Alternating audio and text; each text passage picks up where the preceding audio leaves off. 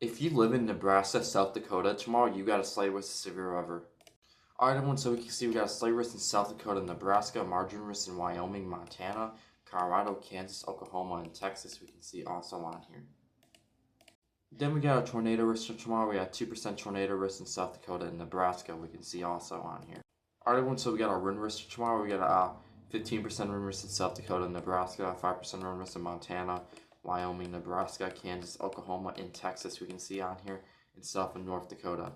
Then we got our hail risk for tomorrow. We got a 15% hail risk in South Dakota and Nebraska, and a 5% hail risk for Texas, Oklahoma. We can see Nebraska, North Dakota, South Dakota, Montana, Wyoming, and Colorado, and Kansas. We can see also.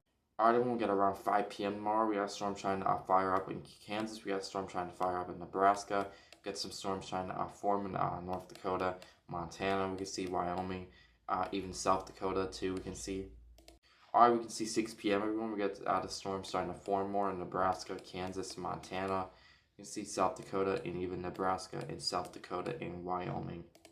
Then we can see 7 p.m. We got a line of storms forming in Kansas, Oklahoma, another line in Nebraska, some storms in Montana, North Dakota, South Dakota, and Nebraska. We can see. Then we can see by 10 p.m. we have a full line of storms in South Dakota, Nebraska, Kansas, and even Oklahoma. We have some storms in Montana. We can see. Then we can see 11 p.m. in Kansas. We got some strong storms. You can see Nebraska. We got storms South Dakota and North Dakota. We can see in Montana.